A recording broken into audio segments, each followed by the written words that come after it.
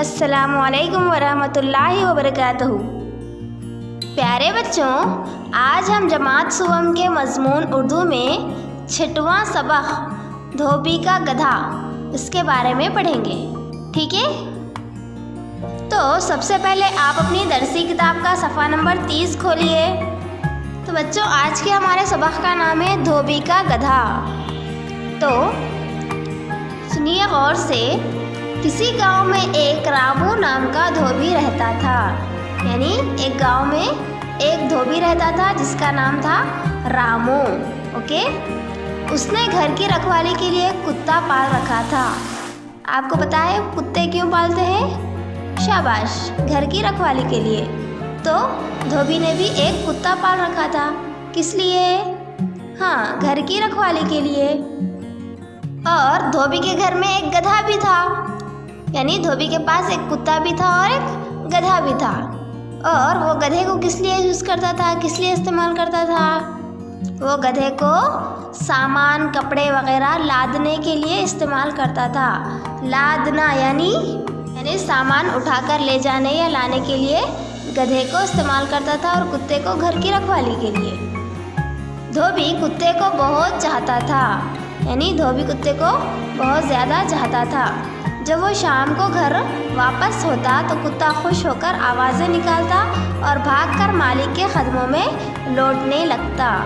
यानी अगर हम जानवरों के साथ अच्छे से पेश आएंगे तो जानवर भी हमारे साथ अच्छे से पेश आएंगे। इसी तरह कुत्ता भी मालिक की चाहत को देखकर उससे भी क्या करता था?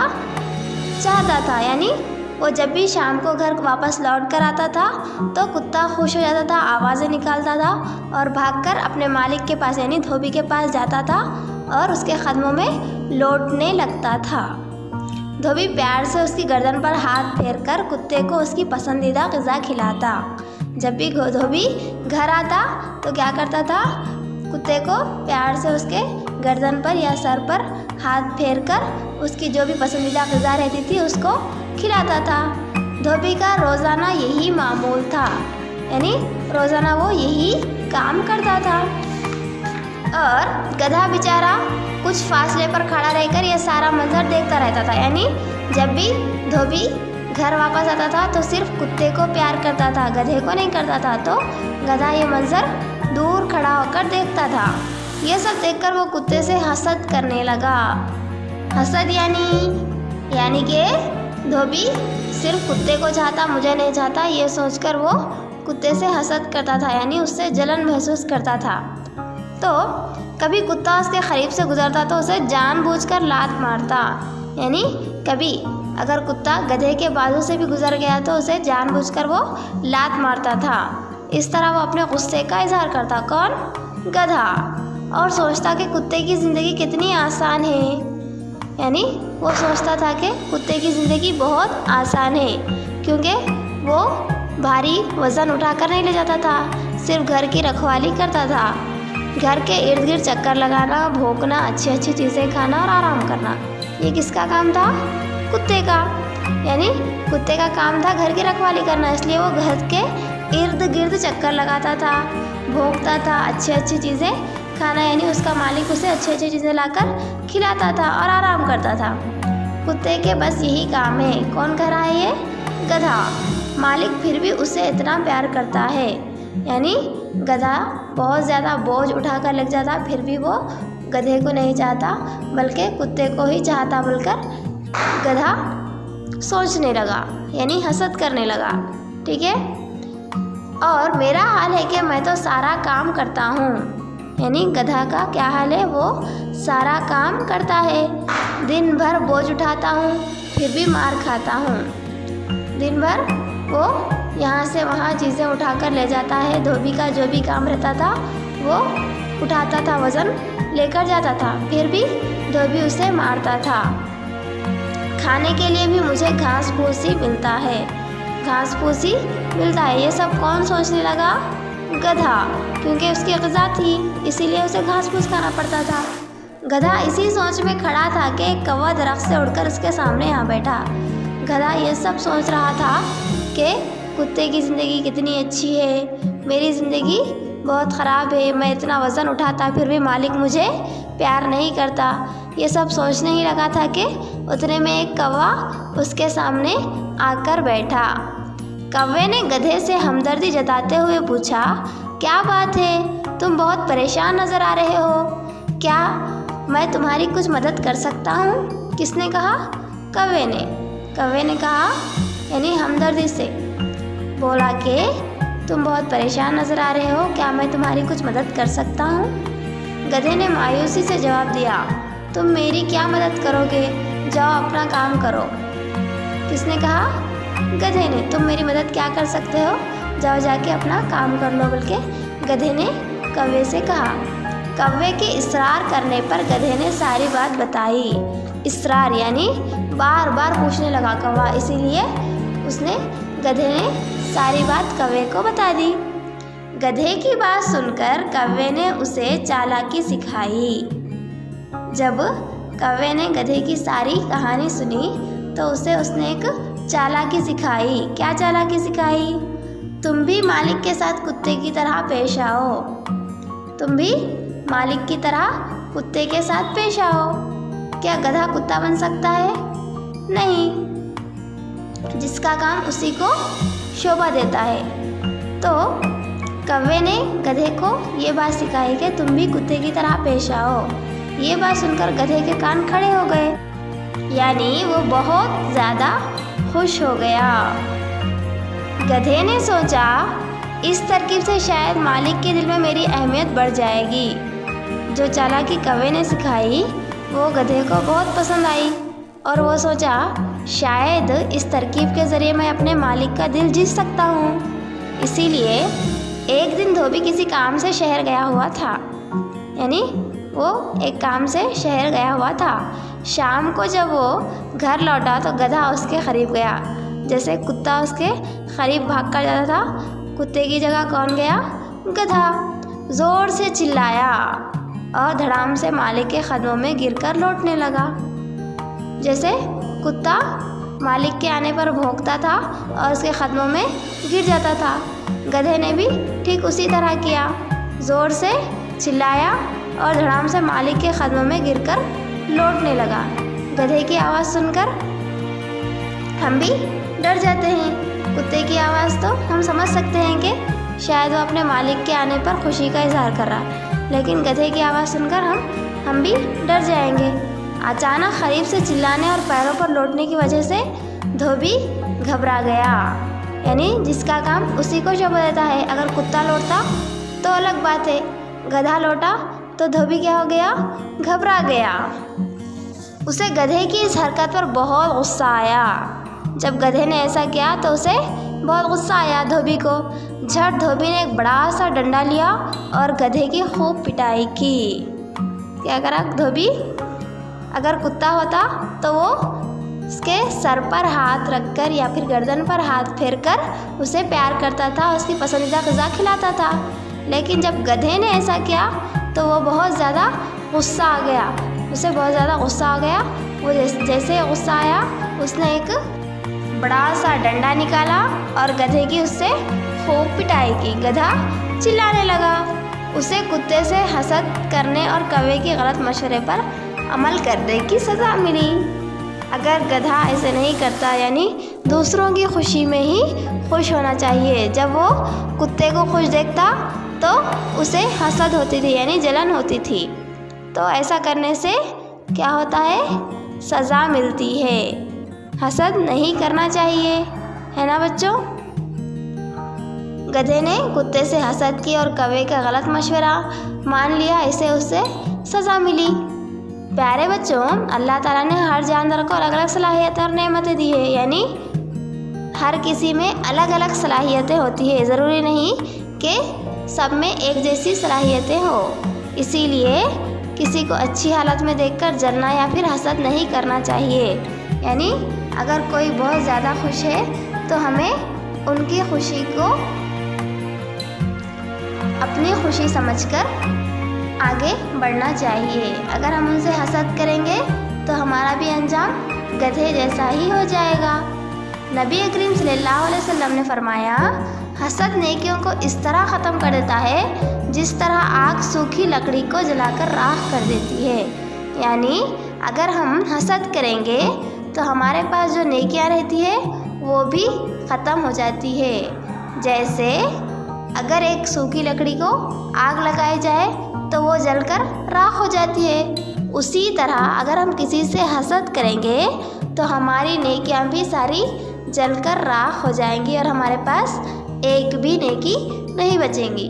तो बच्चों, हमें हसद नहीं करना चाहिए, चाहे वो कोई भी हो, दोस्त हो, रिश्तेदार हो, पड़ोसी हो, किसी से भी हमें हसद नहीं करनी चाहिए।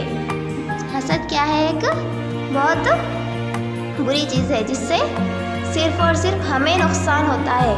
ठीक है, तो ये था हमारा सबक धोबी का गधा। चलिए अब हम आगे बढ़ते हैं सफ़ा नंबर 32 पर। मशक़ें, आओ पढ़ें और समझें। तो सबसे पहला है अल्फाज माने। तो बच्चों देखिए, यहाँ पर आपको कुछ मुश्किल अल्फाज दिए गए और उनके माने भी दिए गए हैं। गौर से सुनिए और इन अल्फाज मानों को अपनी फेयर नोट में दर्ज कीजिए। ठीक है, चलिए आगे बढ़ते हैं। सबसे पहला है रखवाली। रखवाली के माने हैं निगरानी करना या चौकीदारी। रखवाली के माने हैं निगरानी करना या चौकीदारी। दूसरा है लादना। लादना यानी सामान भरना, बोझ रखना। लादना यानी सामान भरना, बोझ रखना। तीसरा है मामूल, यानी किसी काम को रोज़ करना। एक ही काम रोज़ रोज़ करने को कह सकते हैं हम, ये हमारा मामूल है। ठीक है, मामूल यानी किसी काम को रोज़ करना। इर्द गिर्द यानी आसपास, चारों तरफ। इर्द गिर्द यानी आसपास या चारों तरफ। नेक्स्ट है मायूसी, नाउमीदी। मायूसी यानी नाउमीदी। इसरार, जैसे कव्वे ने गधे को इसरार किया, यानी बार बार कहना, बार बार एक ही बात कहने को इसरार कहते हैं। सलाहियतें यानी खूबियाँ। अल्लाह ताला ने हर किसी में अलग अलग सलाहियतें दी है, यानी खूबियाँ दी है। सलाहियतें यानी खूबियाँ। चलिए अब हम आगे बढ़ते हैं मश्क नंबर 2। आओ पढ़ें और लिखें पेज नंबर 33। यहाँ पर आपको तहरीरी सवालात दिए गए हैं। तो बच्चों, यहाँ पर आपको कुछ सवालात दिए गए हैं जिनके जवाब आपको अपनी फेयर नोट में दर्ज करना होगा। तो देखो बच्चों, पहला सवाल है गांव में कौन रहता था? शाबाश, गांव में रामू नाम का एक धोबी रहता था। गांव में रामू नाम का एक धोबी रहता था। दूसरा सवाल है घर की रखवाली कौन करता है? शाबाश, कुत्ता। घर की रखवाली कुत्ता करता है। घर की रखवाली कुत्ता करता है।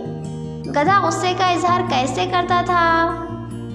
शाबाश, गधा कुत्ते को जानबूझकर लात मारकर अपने गुस्से का इजहार करता था। गधा कुत्ते को जानबूझकर लात मारकर गुस्से का इजहार करता था। चौथा सवाल है गधे को गलत मशवरा किसने दिया? धोबी ने? कुत्ते ने? नहीं, किसने दिया? वेरी गुड, कव्वे ने।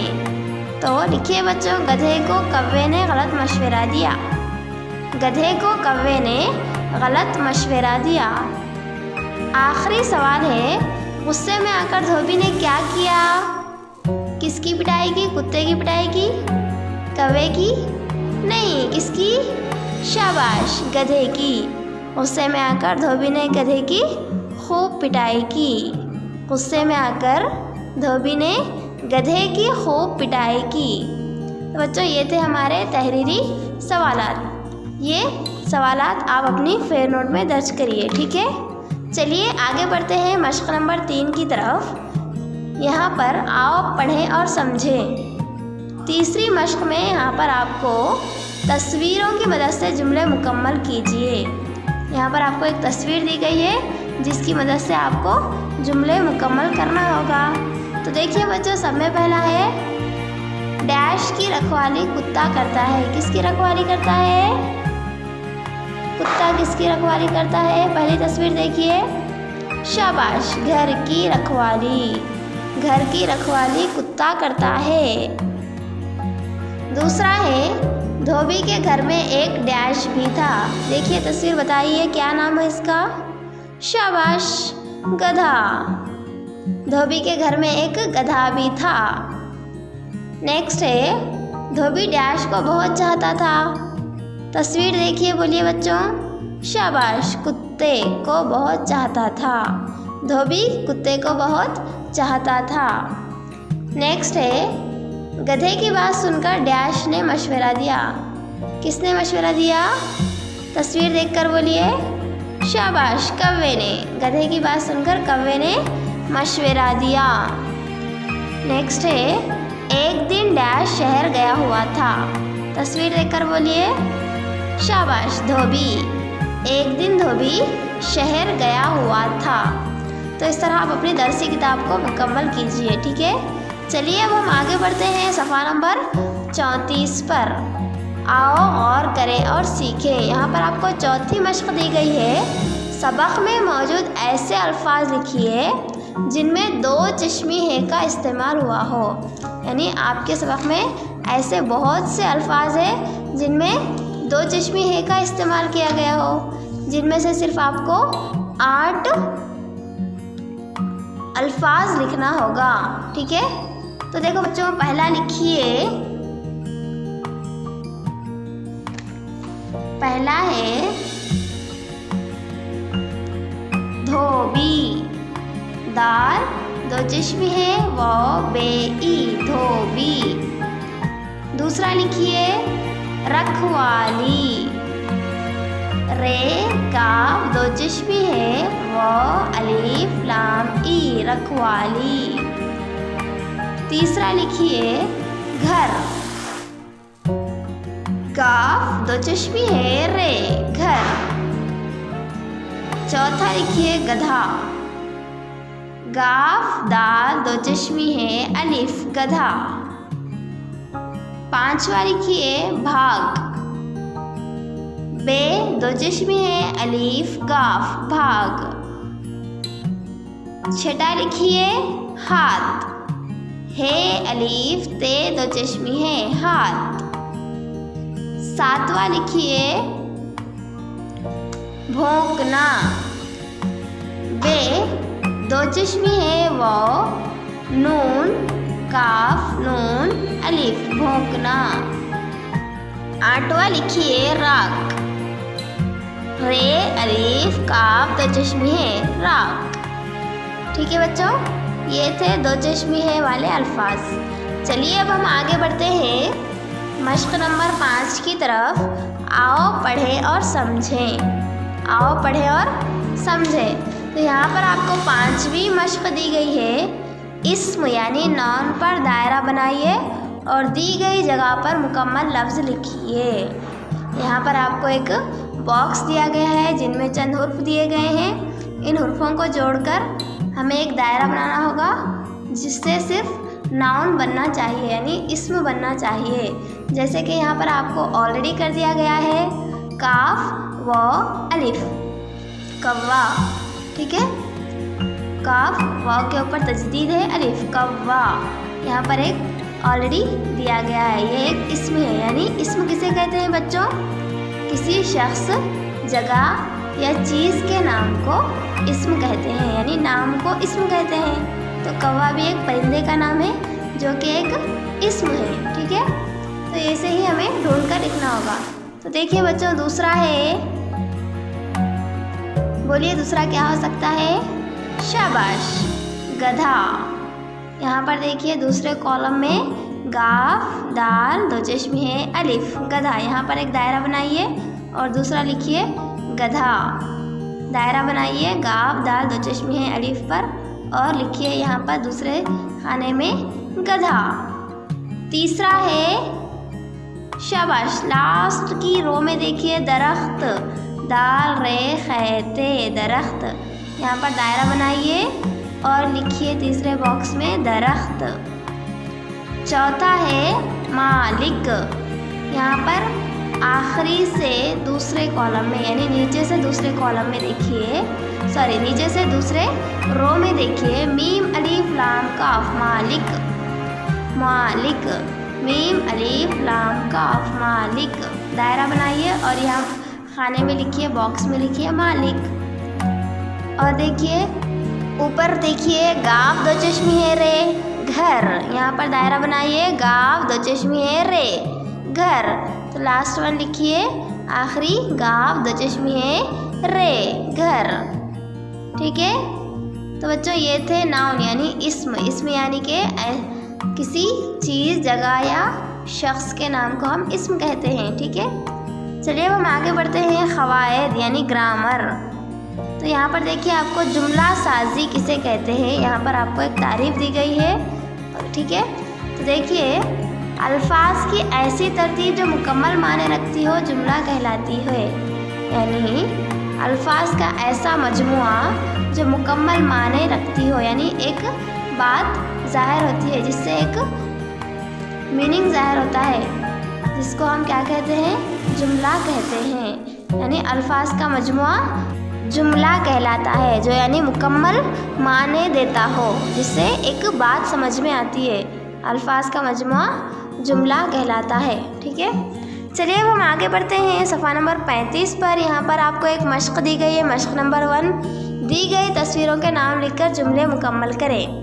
यहाँ पर आपको तस्वीरें दी गई है। देखिए बच्चों, नंबर 1 है डैश पतंग उड़ा रहा है। तो यहाँ पर क्या आना चाहिए, कौन पतंग उड़ा रहा है? तस्वीर देखकर बोलिए। शाबाश, लड़का पतंग उड़ा रहा है। लिखिए बच्चों, लड़का पतंग उड़ा रहा है। ठीक है, चलिए आगे बढ़ते हैं नंबर 2 पर। दूसरा है डैश काय काय करता है। तस्वीर देखकर बोलिए, कौन काय काय करता है? शाबाश, कौवा, कौवा काय काय करता है। नेक्स्ट देखिए, ये डैश मेरी है। यहाँ पर आपको एक तस्वीर दी गई है, तस्वीर देखकर बोलिए ये क्या है? शाबाश, ये किताब मेरी है। ये किताब मेरी है। चौथा देखिए, मुझे डैश पसंद है। बोलिए बच्चों, क्या आना चाहिए यहाँ पर? शाबाश, तस्वीर दी गई है आम की, तो आम आना चाहिए। मुझे आम पसंद है। नेक्स्ट है डैश जंगल का राजा है। यहाँ पर आपको तस्वीर दी गई है, बताइए बच्चों क्या है ये? शाबाश, शेर जंगल का राजा है। लिखिए बच्चों, शेर जंगल का राजा है। डैश उड़ रही है। चिड़िया उड़ रही है। तस्वीर देखिए, तस्वीर में दिए गए हैं चिड़िया उड़ रही है, तो लिखिए बच्चों चिड़िया उड़ रही है। तो ये थी आपकी मश्क नंबर 1 जो हमने मुकम्मल कर दी है। चलिए अब हम आगे बढ़ते हैं मश्क नंबर 2 की तरफ। तो देखो बच्चों, मश्क नंबर 2 में आपको क्या करना है, दिए गए जदवल की मदद से चंद जुमले बनाइए। यहाँ आपको एक जदवल दिया गया है जिसमें पहले खाने में ये लिखा गया है, सिर्फ ये। दूसरे खाने में है कलम आम बाग, और तीसरे खाने में है एक और बॉक्स दिया गया है जिसमें पहले खाने में है वो, दूसरे खाने में है लड़कियां, कुर्सियां, किताबें, और तीसरे खाने में है। तो देखिए बच्चों, इन अल्फाज को जोड़कर आपको जुमले बनाना होगा। जैसे कि देखिए मिसाल के तौर पर ये कलम है, ये कलम है, यहाँ पर ये कलम है, तीनों को जोड़ दिया गया है जिससे एक जुमला तैयार हो गया है, ये कलम है। तो इसी तरह आपको ये और है के साथ यहाँ मिडिल में यानी सेंटर में, दरमियान में जो अल्फाज दिए गए इनको जोड़कर आपको एक जुमला बनाना होगा। तो लिखिए दूसरा, ये आम है, ये आम है। तीसरा लिखिए, ये बाग है, ये बाग है। ठीक है, चलिए आगे बढ़ते हैं दूसरे खाने की तरफ, दूसरे बॉक्स की तरफ। यहाँ भी आपको सेम ऐसे ही करना है। वो लड़कियाँ हैं, वो लड़कियाँ हैं। वो कुर्सियाँ हैं, वो कुर्सियाँ हैं।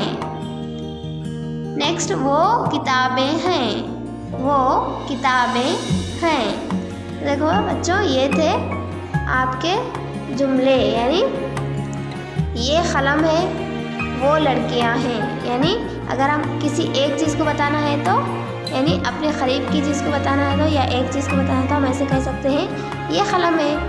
या एक से ज़्यादा है तो और आपसे दूर हो तो आप कह सकते हैं वो लड़कियां हैं।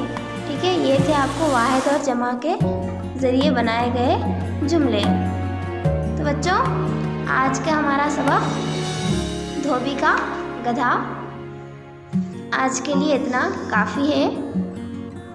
बच्चों बताइए, हमें इस सबक के ज़रिए क्या मालूम होता है? इस कहानी के ज़रिए हमें क्या सबक मिलता है?